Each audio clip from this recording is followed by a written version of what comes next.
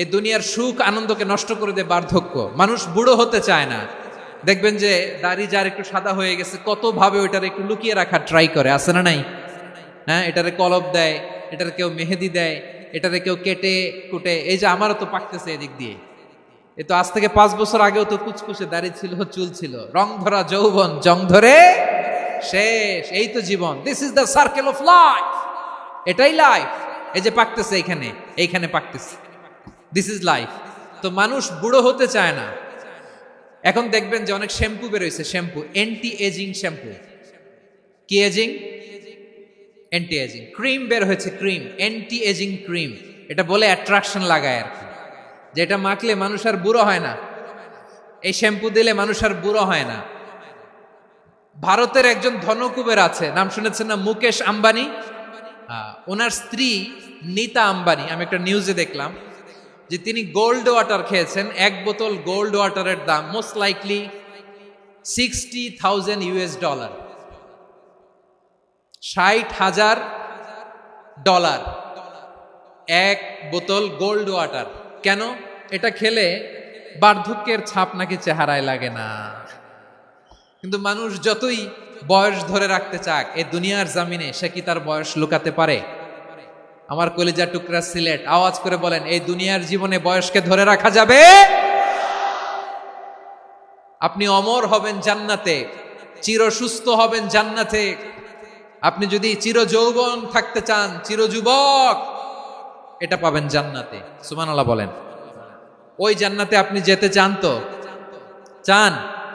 বদরের ময়দানে এই পাশে কোরাইশ, এই পাশে মুসলমানেরা। বিশ্বনবী জালামাই ভাষণ দিলেন, বললেন, কুমু ইলা জান্নাতিন আরদুহাস সামাওয়াতি ওয়াল আরদ উইদ্দাত লিল মুত্তাকিন। ও আমার সাহাবারা, ওই জান্নাতের দিকে ছোট, যেই জান্নাত আকাশ জমিন বিস্তৃত। তোমরা দেখতে পাচ্ছ এটা বদরের ময়দান না, এটা আল্লাহর জান্নাত। আওয়াজ করে পড়েন আল্লাহু আকবার।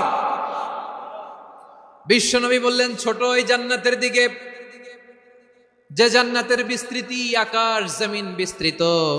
বিশ্বনবীর এই কথা শোনার পরে এক আনসারী সাহাবী সাইয়েদনা উমাইর ইবনুল হুমাম রাদিয়াল্লাহু তাআলা আনহু খেজুর খাচ্ছিলেন। তিনি বিশ্বনবীর দিকে তাকিয়ে কথা শুনছেন আর খেজুর খাচ্ছেন।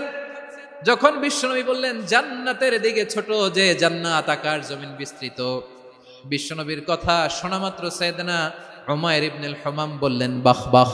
কি বললেন? বাহ বাহ, মানে চমৎকার, মাশাআল্লাহ, চমৎকার। আমরা ইদানিং কালে চমৎকার কিছু দেখলে ইংরেজিতে বলে ফেলি না, ওয়াও ওয়াও, বাহ বাহ, মাশাআল্লাহ। বিশ্বনবী বললেন, মা ইয়াহমিলুকা আলা কওলিকা বাহ বাহ ইয়া উমাইর। ও উমাইর, আমার এই কথা শুনে তুমি কেন বললা বাহ বাহ, চমৎকার চমৎকার কেন বললা?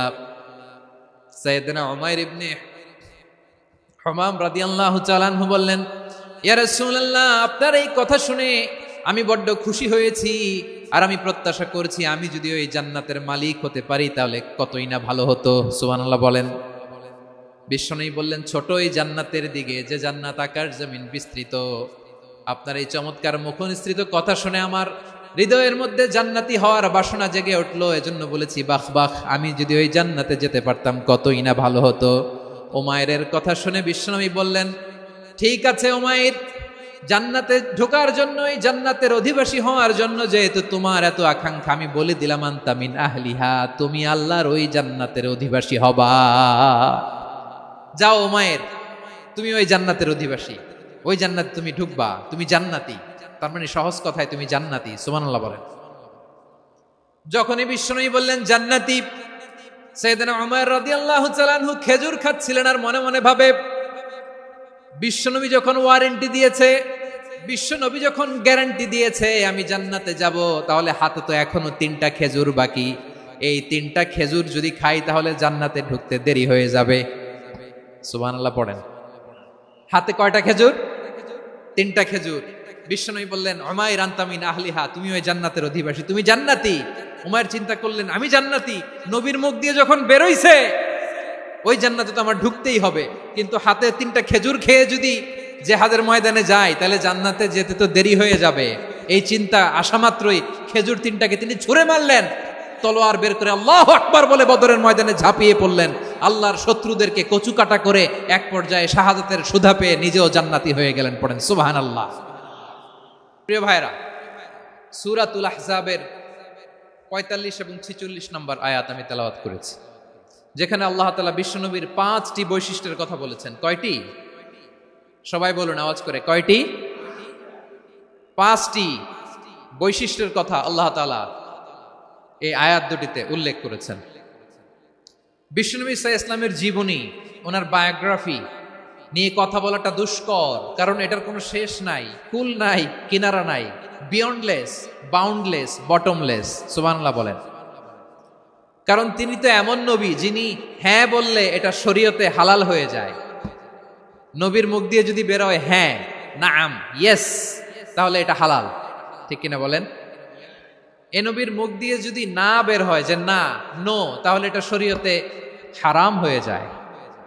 কেমন নবী আমরা পেয়েছি, যিনি হ্যাঁ বললে হালাল, না বললে হারাম, যিনি সাব্বাবা, এই আঙ্গুলি উপরের দিকে উঁচু করলে চাঁদ ভেঙে 2 টুকরা হয়ে যায়, যে নবী জমিন থেকে পা উঁচু করলে আল্লাহর আরশে মেরাজে চলে যায়, এমন নবীর উম্মত আমরা হয়েছি। যে নবীকে বাদ দিলে কোরআন বোঝা যায় না, কারণ এ নবীর উপরই কোরআন নাজিল করেছে কে? এ নবীকে বাদ দিলে হাদিস বোঝা যায় না, কারণ হাদিস তো এ নবীর মুখনিসৃত পবিত্র বাণী। সুবহানাল্লাহ পড়েন। এ নবীকে বাদ দিলে জান্নাত চিনা যায় না, কারণ জান্নাত তিনি চাক্ষুষ দেখে এসে আমাদেরকে মেরাজ শেষে বর্ণনা করে শুনিয়েছেন।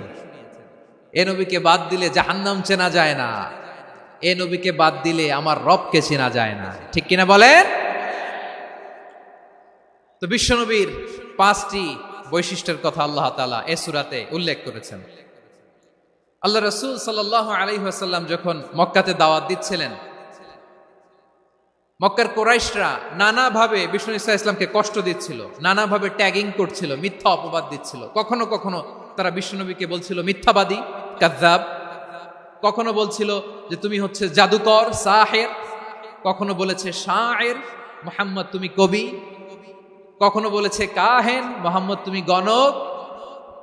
এবং কখনো বলেছে মুহাম্মদ তুমি হচ্ছে মাজনুন, মানে পাগল। আওয়াজ করে সবাই পড়ুন নাউযু বিল্লাহি মিন যালিক। তাহলে বিশ্বনবীকে মৌলিকভাবে এই 5টি অপবাদ দিয়েছে।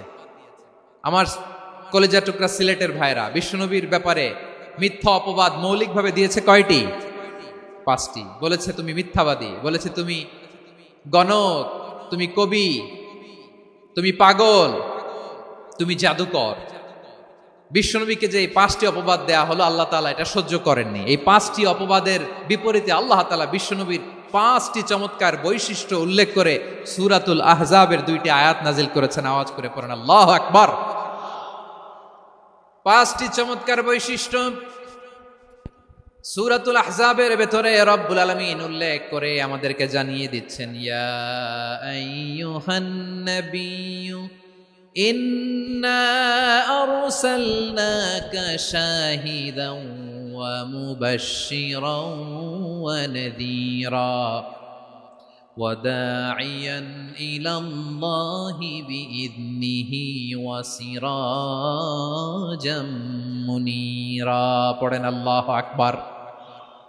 রব্বুল আলামিন ডেকে বলেন, ও নবী, নিশ্চয় আমি আপনাকে সাক্ষ্যদাতা রূপে প্রেরণ করেছি, সুসংবাদদাতা রূপে প্রেরণ করেছি, সতর্ককারী রূপে প্রেরণ করেছি, আল্লাহর দিকে আহ্বানকারী রূপে প্রেরণ করেছি, আর আলো দানকারী চেরাগ রূপে, প্রদীপ রূপে প্রেরণ করেছি। পড়েন সুবহানাল্লাহ। 5টা বৈশিষ্ট্য। 1 নম্বরে আল্লাহ তাআলা বলেন, হে নবী, নিশ্চয় আমি আপনাকে সাক্ষ্যদাতা হিসেবে প্রেরণ করেছি। সাক্ষ্যদাতা, বিষ্ণু ঈসা ইসলাম সাক্ষ্য দিবেন, এজন্য শাহিদ। শাহিদ মানে সাক্ষ্যদাতা। আওয়াজ করে বলুন, শাহিদ মানে কি? তিনি সাক্ষ্য দিবেন। মুবাশশির, 2 নম্বর বৈশিষ্ট্য হচ্ছে তিনি মুবাশশির। মুবাশশিরুম বিরাহমাতিল্লাহি ওয়া বিল জান্নাহ। তিনি আল্লাহর রহমতের সুসংবাদ দেন, তিনি আল্লাহর জান্নাতের সুসংবাদ দেন। সুবহানাল্লাহ পড়েন। 3 নম্বর বৈশিষ্ট্য হচ্ছে নাযীর, তিনি সতর্ককারী, ওয়ার্নার। তিনি সাবধান করতে এসেছেন, রিমাইন্ডার দিতে এসেছেন যে আল্লাহর পথে যদি না চলো, শিরকি কাজ যদি না থামাও, তাহলে এমন আযাব আসবে আল্লাহর পাকড়াও থেকে তুমি বাঁচতে পারবে না। তিনি নাযীর। বিষ্ণু ঈসা ইসলামের 4 নম্বর বৈশিষ্ট্য হচ্ছে দাঈয়ান ইলাল্লাহ, তিনি আল্লাহর দিকে আহ্বানকারী। এই যে আমরা আমাদেরকে পরিচয় দেই যে আমরা দাঈ, বলি না? বলি যে উনি হচ্ছেন একজন দাঈ ইলাল্লাহ। বহু বচনে আমরা বলি আদ-দুআত ইলাল্লাহ, এটা কোরআনের এই আয়াত থেকে এসেছে। সুবহানাল্লাহ পড়েন। ওয়া দাঈয়ান ইলাল্লাহি বিইذনিহি, আল্লাহর আদেশে বিষ্ণু ঈসা ইসলাম আল্লাহর দিকে মানুষকে ডাকেন। এবং বিষ্ণু ঈসা ইসলামের 5 নম্বর বৈশিষ্ট্য হচ্ছে সিরাজাম মুনীরা, আলোদানকারী প্রদীপ, আলোকদীপ্ত প্রদীপ, যে আলো দিয়ে তিনি গোটা বিশ্বকে আলোকিত করেছেন। আওয়াজ করে পড়েন আল্লাহু আকবার। তাহলে মোট 5টি বৈশিষ্ট্য নিয়ে আমরা কথা বলবো বিশ্বনবীর। আওয়াজ করে বলুন কয়টি? 1 নম্বরে হচ্ছে শাহিদ, বিশ্বনবী সাক্ষী দিবেন। কি দিবেন? He will be witness for all prophets and for us, তিনি নবীদের উপরও সাক্ষী দিবেন, আবার উম্মতের উপরও সাক্ষী দিবেন। সুবহানাল্লাহ পড়েন। কিয়ামতের দিন আল্লাহ তাআলা প্রত্যেক নবীকে জিজ্ঞেস করবেন যে তুমি কি তোমার উম্মতের কাছে আমি যা যা পৌঁছাতে বলেছিলাম পৌঁছিয়েছো? নবীরা বলবে আল্লাহ আমি পৌঁছিয়েছি। নবীদের কথা ঠিক কিনা, সত্য কিনা, এর সপক্ষে তখন বিশ্বনবী সাক্ষী দিবেন। সুবহানাল্লাহ পড়েন। এজন্য রব্বুল আলামিন বলেন ফাকাইফা ইযা জিনা মিন কুল্লি উম্মাতিন বিশাহীদিন ওয়া জিনা বিকা আলা হাউলাই শাহীদা, তখন কেমন হবে যখন প্রতিটি উম্মত থেকে আমি একজনকে সাক্ষ্য হিসেবে বের করে আনবো, আর তাদের উপরে নবী আমি আপনাকে সাক্ষ্য বানাবো। পড়েন সুবহানাল্লাহ। তাহলে সব উম্মতের ব্যাপারে সেই উম্মতের নবীরা সাক্ষ্য দিবে, আর ওই নবীদের উপরে আমাদের নবী বিশ্বনবী সাক্ষ্য দিবেন। সুবহানাল্লাহ পড়েন। এজন্য বিশ্বনবী হচ্ছেন শাহিদ। শাহিদের আরেকটা ব্যাখ্যা হচ্ছে বিশ্বনবী সাল্লাল্লাহু আলাইহি ওয়াসাল্লাম আমাদের সাক্ষীর উপরে তিনি সাক্ষী দিবেন। তিনি নবীদেরও সাক্ষী, আবার আমাদের উপর উম্মতের উপরও সাক্ষী। সুবহানাল্লাহ পড়েন। রব্বুল আলামিন বলেন وَكَذَلِكَ جَعَلْنَاكُمْ أُمَّةً وَسَطًا لِتَكُونُوا شُهَدَاءَ عَلَى النَّاسِ وَيَكُونَ الرَّسُولُ عَلَيْكُمْ شَهِيدًا, আর অনুরূপভাবে আমি তোমাদেরকে মধ্যমপন্থী উম্মত হিসেবে তৈরি করেছি, প্রেরণ করেছি। ব্যালেন্সড উম্মাহ, মধ্যমপন্থী উম্মাহ হিসেবে প্রেরণ করেছি, যাতে করে তোমরা সবার উপরে সাক্ষ্য দিতে পারো, আর যাতে তোমাদের নবী হতে পারে তোমাদের উপরে সাক্ষ্যদাতা। পড়েন সুবহানাল্লাহ। আমরা হচ্ছি ব্যালেন্সড উম্মাহ, আমরা সবার ব্যাপারে সাক্ষ্য দিব, আর আমাদের উপর সাক্ষ্য দিবে স্বয়ং বিশ্বনবী। সুবহানাল্লাহ পড়েন। তাহলে আমাদের নবী নবীদের উপরও সাক্ষী, আমাদের উপরও সাক্ষী। সেই বুখারীতে এসেছে আল্লাহ তাআলা কিয়ামতের দিন সাইয়েদনা নূহ আলাইহিস সালামকে বলবেন, নূহ তুমি কি দাওয়াত পৌঁছিয়েছো তোমার উম্মতের কাছে? নূহ আলাইহিস সালাম বলবেন হ্যাঁ আমি পৌঁছিয়েছি। এবার নূহের উম্মতকে আল্লাহ জিজ্ঞেস করবেন, এ নূহের উম্মতেরা তোমাদের নবী নূহ কি দাওয়াত পৌঁছিয়েছে? নূহের উম্মত বলবে না আল্লাহ, আমাদের কাছে কোনো সতর্ককারী আসে নাই, কোনো নবী টবি আসে নাই, কোনো দাওয়াতও আমরা পাই নাই, আপনারাও চিনি নাই, জান্নাতও চিনি নাই, জাহান্নামও চিনি নাই। নূহ আলাইহিস সালাম বিপদে পড়ে যাবেন। তখন আল্লাহ বলবেন নূহ তুমি বললা পৌঁছিয়েছো, তোমার উম্মত বলে কিছু পায় নাই। নূহ তোমার কি কোনো সাক্ষী আছে? তোমার কথা আর তোমার উম্মতের কথা তো মিলে না। তুমি বললা তুমি আমার নির্দেশনা দাওয়াত পৌঁছে দিয়েছো, কিন্তু তোমার উম্মত বলে পায় নাই। নূহ তোমার পক্ষে কোনো সাক্ষী আছে? নূহ আলাইহিস সালাম বলবেন আছে। কে? উম্মতে মুহাম্মাদি। তখন আমরা বলবো আল্লাহ, আল্লাহর নবী নূহ আলাইহিস সালাম তিনি আপনি যা যা বলেছেন ঠিক তা তা তার উম্মতের কাছে পৌঁছে দিয়েছে। এবার নূহের উম্মতের সাথে আমাদের ঝগড়া লাগবে। তারা বলবে তোমরা আসছো আমাদের হাজার হাজার বছর পরে, তোমরা কি করে জানলা? তোমাদের সাক্ষী ধর্তব্য হবে না। আমরা তখন বলবো আমাদের কোরআনে তোমাদের নবীর নামে আল্লাহ তাআলা একটা সূরা নাজিল করেছেন, সূরাতে নূহ। আওয়াজ করে পড়েন আল্লাহু আকবার। আমরা বলবো আমাদের কোরআনে তোমাদের নবীর কথা আল্লাহ আমাদেরকে জানিয়েছেন, দিন রাত এক করে তোমাদের কাছে তিনি দাওয়াত পৌঁছেছেন। তোমরা কানের মধ্যে হাত দিয়ে রাখতা, চেহারাটা কাপড় দিয়ে ঢেকে রাখতা, আল্লাহর নবী নূহকে পিটিয়ে ছালা দিয়ে পেঁচিয়ে তোমরা পাহাড়ে তুলে রেখে আসতা। সব আমরা জানি। আমরা যখন বলবো এই কথা, নূহের উম্মত চুপসে যাবে। তখন আমরা সত্য বলেছি কিনা এটা আল্লাহ তাআলা জানতে চাইবে বিশ্বনবীর কাছে। তখন বিশ্বনবী আমাদের পক্ষে সাক্ষী দিবেন। আওয়াজ করে বলেন আল্লাহু আকবার। এজন্য আল্লাহ বলেন, নবী আপনি হচ্ছেন সাক্ষ্যদাতা, সব নবীদের উপর আপনি হবেন সাক্ষী, আবার আপনার উম্মতের সাক্ষীর উপর আপনি হবেন সাক্ষী। তার মানে নবী গো, কিয়ামতের কঠিন ময়দানে আপনি হবেন রাজ সাক্ষী। বিশ্বনবী কি সাক্ষী? আওয়াজ করে বলেন, রাজ সাক্ষী, সব সাক্ষীর বড় সাক্ষী। এজন্য বিশ্বনবীকে আল্লাহ তাআলা প্রথম যে বৈশিষ্ট্যটা দিয়েছেন সেটা হচ্ছেন শাহিদ। তিনি সাক্ষ্যদাতা, witness for all messenger of God and for all of us। সুবহানাল্লাহ পড়েন। তাহলে এক নাম্বার বৈশিষ্ট্য বুঝতে পেরেছেন? বুঝতে পেরেছেন সবাই? তো দুই নাম্বার বৈশিষ্ট্য হচ্ছে মুবাশশিরা, তিনি সুসংবাদদাতা। সিলেটবাসী আওয়াজ করে আমার সাথে বলো, মুবাশশিরা মানে সুসংবাদদাতা। তিনি আল্লাহর রহমতের সুসংবাদ দেন, তিনি জান্নাতের সুসংবাদ দেন। এই উম্মতের মধ্য থেকে যারা গাফেল, যারা অবাধ্য, যারা সীমালঙ্ঘনকারী, তাদেরকে বিশ্বনবী আল্লাহর রহমতের সুসংবাদ দেন। তিনি বুঝান আল্লাহর দরবার 24/7